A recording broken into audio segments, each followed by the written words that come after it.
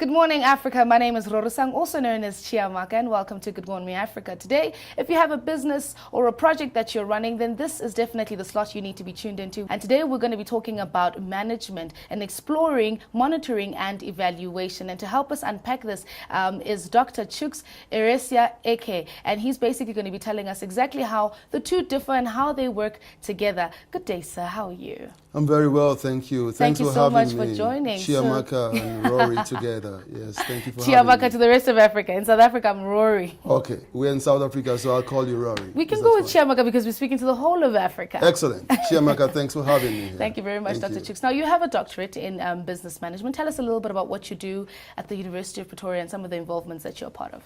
Well, I'm a senior lecturer at the University of Pretoria, and precisely everyone who works there is involved in some kind of community development, some kind of lecturing, and some kind of research. Yes. So it's a tripod upon which we all stand as lecturers, that we must be able to contribute to the body of knowledge through research, disseminate that to the students by lecturing, and also improve the community where we operate by investing and developing the people around us. In a nutshell, that's what it is. That's what it is. And I'm a proof of that because I am from the University of Pretoria. Excellent. So I was groomed by people like you. Speaks for itself.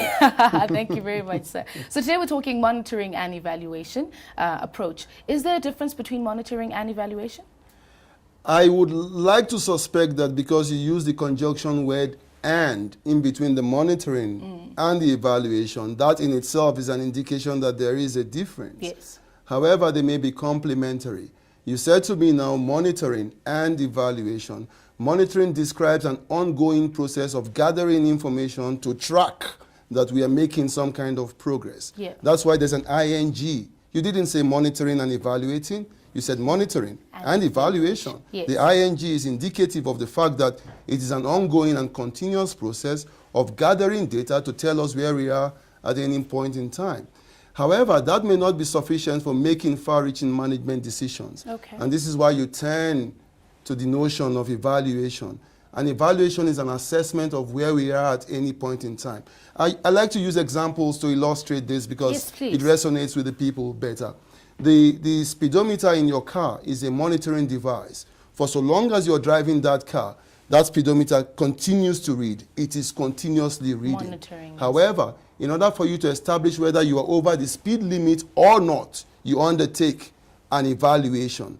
That evaluation is not undertaken all of the time. You don't look at your speedometer all of the time. You do it from time to time.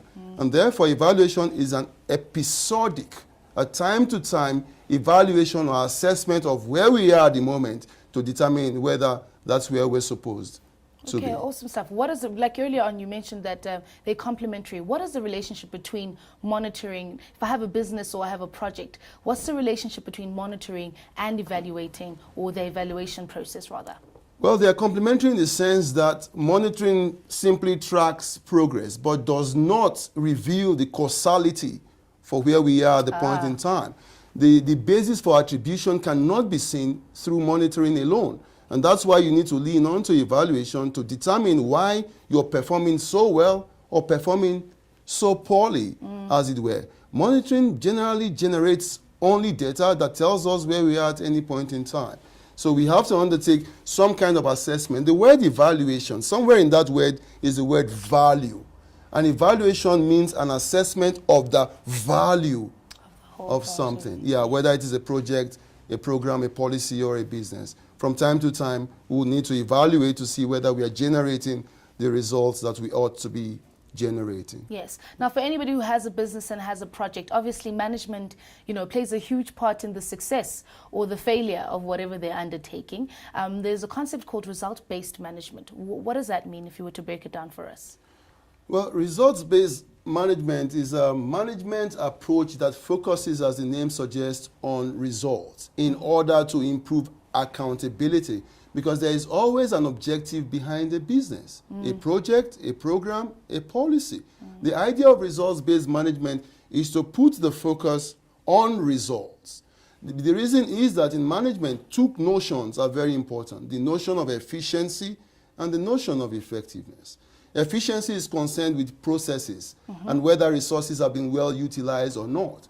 And many managers are bogged down with the bureaucracy of ensuring that a form is signed here and passed on to somebody else to sign. That's a process thing. That's an efficiency matter. But when it comes to developmental interventions, we cannot sacrifice effectiveness on the altar of efficiency.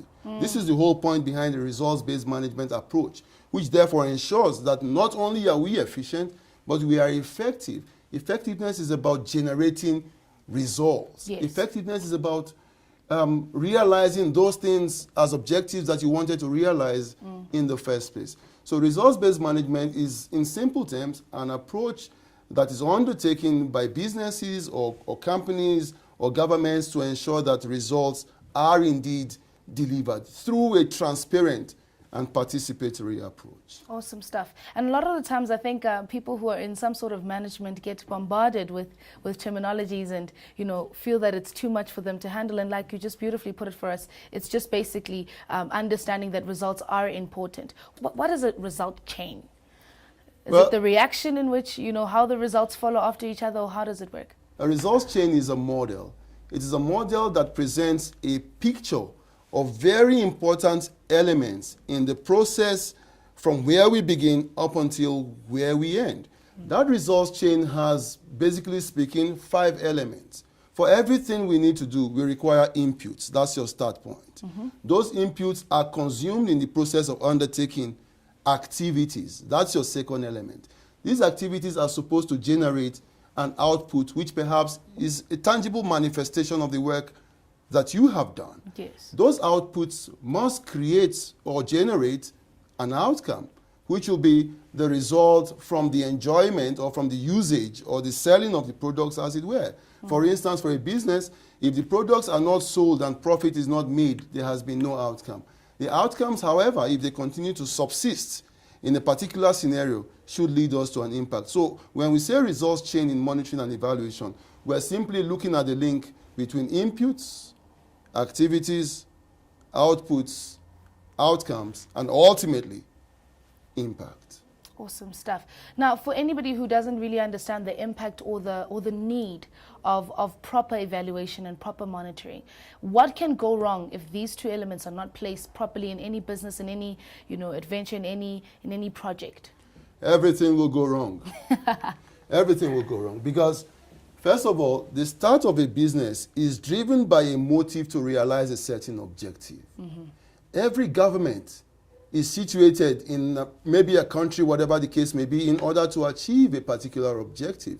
So whether it is a private sector thing or a public sector thing, management is always about utilizing what is available in order to achieve that which you want. It is a case of moving us from a disarming or uncomfortable position A to a more comfortable position B.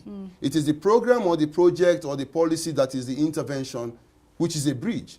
In order to ensure that that bridge is doing the work that it is supposed to do, we must keep track of it. What a beautiful way for us to wrap it up. Thank you so much, Dr. Chooks, for coming and basically explaining to us the importance of monitoring and evaluating our projects. So if you have any more questions that you'd like to ask GMA or Dr. Chooks, all you have to do is drop us an email at gma@planetimage.co.za, and we'll be gladly to answer all questions. But it's time for us to head on out of here, back to the studio for the rest of the lineup.